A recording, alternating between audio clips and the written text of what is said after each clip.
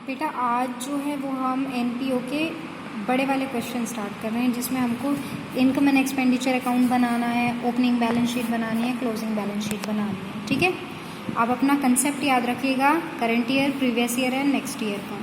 ठीक है, we have to concentrate on the current year. एक छोटा सा क्वेश्चन लेते हैं और डिस्कस करते हैं कि फुल फ्लेज क्वेश्चन कैसे करना है। देखिए बेटा, ये एक क्वेश्चन है, इसमें कहा है फ्रॉम द फॉलोइंग। ठीक है, ये रिसिप्ट एंड पेमेंट अकाउंट है, आपको देख के पता चल रहा होगा। हम देख लेते हैं आइटम्स क्या है। यहाँ पे आइटम्स दे रहा है बैलेंस बीडी, पिछले साल का जो बैलेंस है वो 4400 है। सब्सक्रिप्शन देखिए यहाँ पे इसने दे रखा है previous year, current year, next year, है ना। करंट ईयर का जो है 96,000 है। अगर इस तरीके से दिया हुआ है तो आप सीधे करंट ईयर का उठाया करें, ठीक है, वरना नहीं तो फिर टोटल का लो, फिर पिछले साल का माइनस करो, नेक्स्ट ईयर का माइनस करो, बैलेंस तो वही आना है। तो it's always beneficial to take the current year balance 96। ठीक है, एंट्रेंस फीस दे रखी है, स्पोर्ट फंड दे रखा है, फंड दे रखा है। आप देख लीजिए यहाँ स्पोर्ट्स से रिलेटेड कोई एक्सपेंस है, ये रहा जिस पे मैंने स्टार लगाया। तो ये इसके लिए तो हम फंड बेस्ड अकाउंटिंग करेंगे, और फंड बेस्ड अकाउंटिंग कहाँ की जाती है, बैलेंस शीट में। ठीक है, सेल ऑफ ड्रामा टिकट, यहाँ कोई ड्रामा एक्सपेंस है, ड्रामा टिकट है, लेकिन कोई ड्रामा फंड नहीं है, तो ये रिसिप्ट वाला तो इनकम साइड में जाएगा और ये एक्सपेंस वाला एक्सपेंडिचर साइड पे जाएगा। ठीक है, अगर यहाँ पे भी कोई ड्रामा फंड होता तो इसको हम बैलेंस शीट में लेके जाते, और जैसे हम स्पोर्ट फंड का अकाउंटिंग करते उसका भी करते, पर यहाँ पे हम नहीं करेंगे क्योंकि हमारे पास कोई ड्रामा फंड नहीं है। देन है सेल ऑफ ओल्ड न्यूज़पेपर, आपको पता है, sale of waste paper, old newspaper, ये सब आपके इनकम है। इंटरेस्ट ऑन इन्वेस्टमेंट दे रखा है 1350। ठीक है, पेमेंट साइड में देखिए सैलरीज है, फर्नीचर है, और फर्नीचर जो है ये 10,000 वाला आपने 1 जनवरी को ख़रीदा है। स्पोर्ट एक्सपेंसेस है, मैंने ऑलरेडी इस पर स्टार लगा दिया है, इसके लिए फंड बेस्ड अकाउंटिंग करना है। ड्रामा एक्सपेंसेस है, न्यूज़पेपर है, म्यूनिसिपल टैक्सेस है, रिफ्रेशमेंट है, लाइटिंग एंड हीटिंग है, मेडिसिन परचेज्ड है, मेडिसिन परचेज्ड है, इस पर मैंने डॉट लगाया, इसका मतलब कुछ एडजस्टमेंट होगी, और ये आपका बैलेंस दे रखा है, अमाउंट जो बचा है। अब नीचे इन्फॉर्मेशन क्या दे रहा है, इन्फॉर्मेशन दे रहा है prepare income and expenditure account. पहला एडजस्टमेंट कहता है the club had 200 members each paying an annual subscription of 500 and the subscription of 2 member are still in arrear for 2015-16। इसका मतलब क्या है कि 200 मेंबर है और वो 500 रुपये पे करते हैं, तो 200 को अगर हम 500 से मल्टीप्लाई करते तो 1 लाख रुपए आते हैं, यानी हर ईयर जो सब्सक्रिप्शन होना चाहिए वो 1 लाख होना चाहिए। देखिए इस साल कितना आया है, इस साल आपको 96 ही मिला है, तो इस साल का 4000 जो है वो आउटस्टैंडिंग है, ध्यान रखिएगा।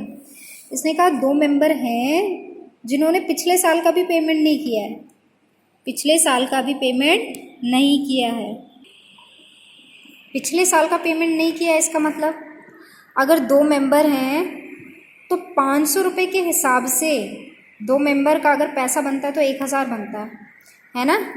तो यानी कि 1000 स्टिल इन एरियर है फॉर द प्रीवियस ईयर। इस इंफॉर्मेशन को हम यूज़ करेंगे जब हम बैलेंस शीट बनाएंगे। स्टॉक ऑफ मेडिसिन दे रखा है एज ऑन 31 मार्च 2017, यानी क्लोजिंग स्टॉक दे रखा है, क्लोजिंग स्टॉक ऑफ मेडिसिन दे रखा है। तो यहाँ पे मेडिसिन परचेज है, इसके लिए हम क्या करेंगे, मेडिसिन कंज्यूम्ड निकालेंगे, इसलिए मैंने यहाँ डॉट लगाया है। Then salaries were paid at the rate of 4000 per month, हर महीने 4000, 12 महीने होते 48,000 रुपीज़ आने चाहिए। आए कितने हैं 44, यानी आउटस्टैंडिंग कितने हैं 4000। नेक्स्ट है एसेट्स बता दिया है इसने, पिछले साल फर्नीचर है 40,000 का, इन्वेस्टमेंट है, इन्वेस्टमेंट की 2 वैल्यू दे रखी है, तो आप ध्यान रखिएगा face value is use for providing depreciation. ठीक है, बैलेंस शीट में आप इसी तरह 18,000 दिखाएंगे और नीचे लिखेंगे कि फेस वैल्यू 20,000 है, लेकिन अगर इस पर डेप्रिसिएशन लगाना हो या इंटरेस्ट की बात है तो इंटरेस्ट पे तो इंटरेस्ट मिलना है हमको, तो इंटरेस्ट जो है वो किस वैल्यू पे कैलकुलेट होगा, कॉस्ट पे, यानी फेस वैल्यू पे। 20,000 पे हम 9% इंटरेस्ट कैलकुलेट करेंगे। देन है डेप्रिसिएशन फर्नीचर पे 10% है, and also provide interest on investment. ठीक है, ये क्वेश्चन है आपका।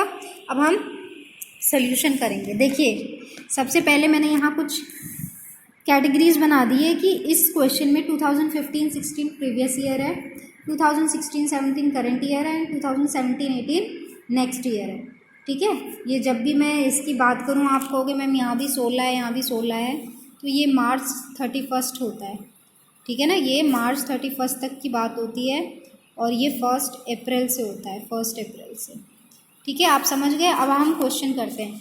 उन्होंने कहा था कि इस साल जो हमने सब्सक्रिप्शन रिसीव किया है दैट इज़ 96,000, और अगर 200 मेंबर्स हैं और हर मेंबर 500 रुपये दे रहा है तो 1 लाख रुपये आने चाहिए थे। आए कितने? 96,000।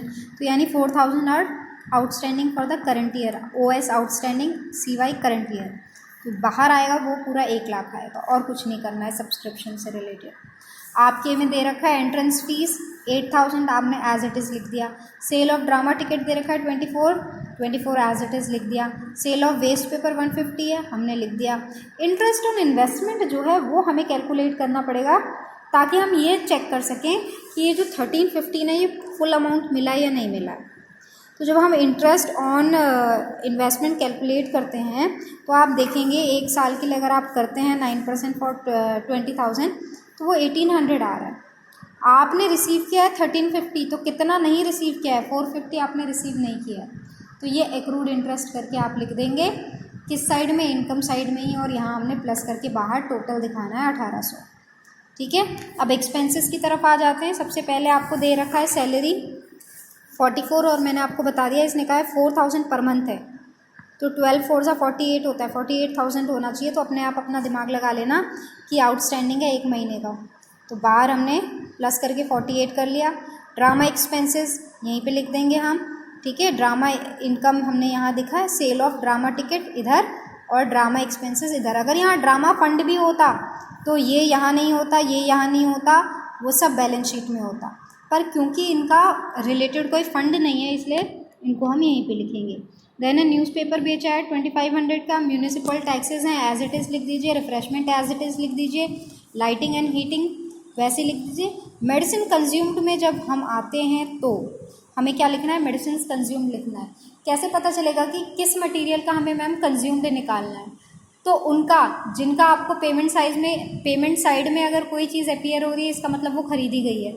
तो जिसका ओपनिंग स्टॉक हो, क्लोजिंग स्टॉक हो और परचेजेस हो, इन 3 आइटम में से जो भी हो ना उनका करना पड़ता है। जैसे आप कहेंगे मैम यहाँ तो परचेजेस है और क्लोजिंग स्टॉक ऑफ मेडिसिन दे रखा है, तो यहाँ पे हम इसके लिए मटेरियल कंज्यूम्ड वाला प्रोसेस करेंगे।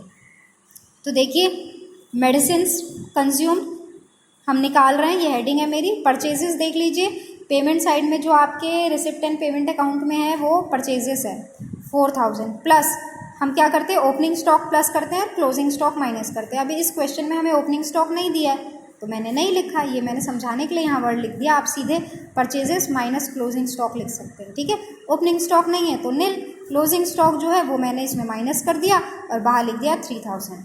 उसके बाद डेप्रिसिएशन ऑन फर्नीचर है, तो देखिए 40,000 का फर्नीचर जो है वो पिछले साल भी था, तो उस पर तो पूरे साल का डेप्रिसिएशन लगा 10%, तो 4,000 आया।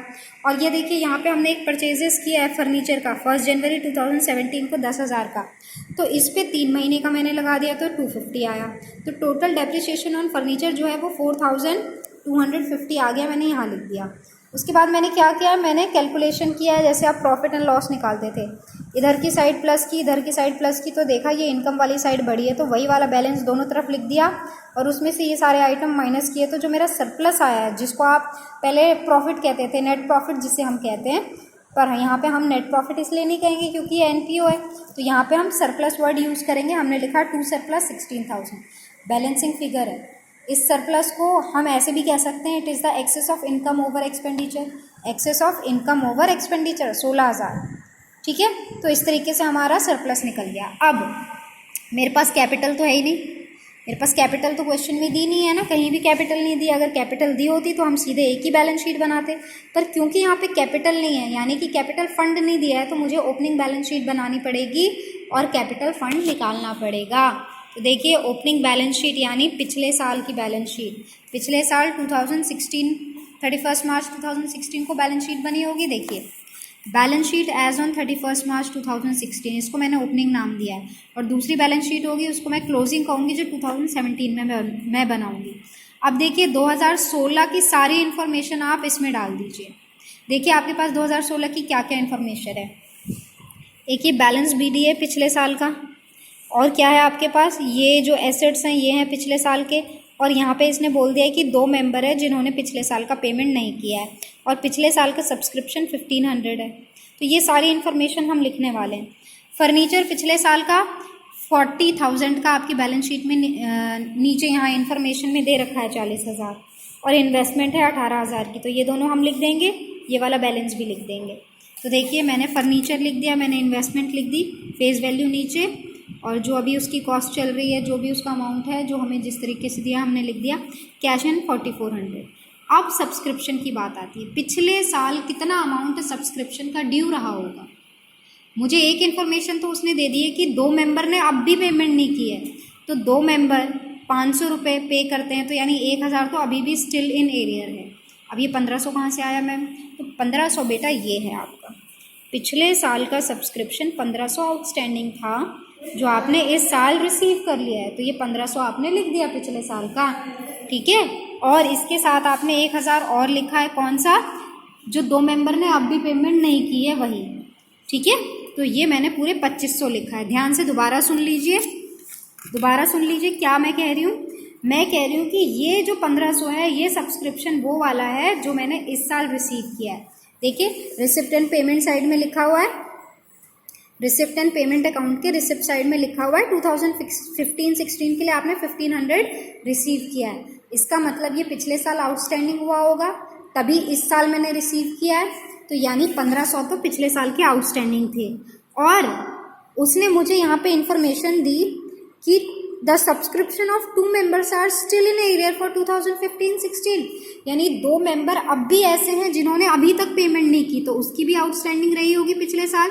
तो 2 मेंबर हैं, 2 members each paying annual subscription of 500, यानी 1000 रुपीज़ उनके आउटस्टैंडिंग होंगे, यानी टोटल आउटस्टैंडिंग जो है वो 2500 हो जाएगा आपका पिछले साल का, ठीक है। फिर इसको आप प्लस कर दीजिए, क्रेडिट साइड में तो कुछ है ही नहीं, तो ये सारा का सारा जो है वो आपका कैपिटल फंड बन जाएगा। समझ गए? अब हम क्लोजिंग बैलेंस शीट बनाएंगे। क्लोजिंग बैलेंस शीट में अगेन हम इंफॉर्मेशन ढूंढेंगे कि साल के अंत में हमारे पास क्या क्या है। तो देखिए एक तो ये जो बैलेंस CD होता है ना, ये वाला क्लोजिंग बैलेंस शीट में जाता है, ये ओपनिंग में जाता है, ये क्लोजिंग में जाता है। ये देखिए सब्सक्रिप्शन जो 2017-18 का ये एडवांस सब्सक्रिप्शन है, सब्सक्रिप्शन रिसीव्ड इन एडवांस, ये हमारी लाइबिलिटी होती है, लाइबिलिटी साइड में जाएगा। ये देखिए स्पोर्ट फंड, इसको हम कैपिटलाइज करेंगे, इसकी फंड बेस्ड अकाउंटिंग करेंगे, यानी बैलेंस शीट में लेके आएंगे करंट ईयर के, ठीक है। तो अब हम धीरे धीरे काम शुरू करते हैं। देखिए सबसे पहले मैंने कैश इन हैंड लिख लिया। आउटस्टैंडिंग सब्सक्रिप्शन कैसे? 1,000 तो ये वाला मेंबर है जो अभी भी नहीं पे किया है, और 4,000 जो है वो हमने यहाँ कैलकुलेशन की थी, तो करंट ईयर प्लस ये स्टिल इन एरियर जो है ये 5,000। एक्रूड इंटरेस्ट टोटल 1800 बन रहे थे, जिसमें से 1350 तो हमने रिसीव कर लिए थे, 450 नहीं रिसीव किए थे, वो भी मैंने एसेट साइड में लिख दिया। स्टॉक ऑफ मेडिसिन का स्टॉक ऑफ मेडिसिन जो है वो भी हम यहाँ पे लिखेंगे, कौन सा? क्लोजिंग स्टॉक, ठीक है। कौन सा लिखेंगे? Closing stock. देखिए कितना दे रखा है आपको, स्टॉक ऑफ मेडिसिन जो है वो कितना दे रखा है आपको? 1000, तो ये हम यहाँ पे लिखेंगे। तो ये देखिए स्टॉक ऑफ मेडिसिन हमने लिख दिया यहाँ पे 1000, ठीक है, ये आपको समझ में आ गया। इन्वेस्टमेंट जो है फेस वैल्यू 20,000 ब्रैकेट में, और वो 18,000 की हमने यहाँ लिख दिया, ठीक है, और इससे रिलेटेड इंटरेस्ट ये रहा। उसके बाद फर्नीचर, अब हम यहाँ टोटल लिख सकते हैं, 40,000 पिछले साल के हैं, 10,000 इस साल खरीदे हैं, तो टोटल 50,000 के फर्नीचर है, और जिसपे हमने टोटल डेप्रिसिएशन 4250 कैलकुलेट किया था, तो वो हम माइनस करके बाहर अमाउंट दिखा देंगे, ठीक है। अब लाइबिलिटी साइड में आते हैं, तो एक तो आउटस्टैंडिंग सैलरी है आपकी 4,000, एडवांस सब्सक्रिप्शन जो होती है वो हमारी लाइबिलिटी होती है, देखिए ये वाला जो है 500, ये हमने यहाँ पे लिख दिया।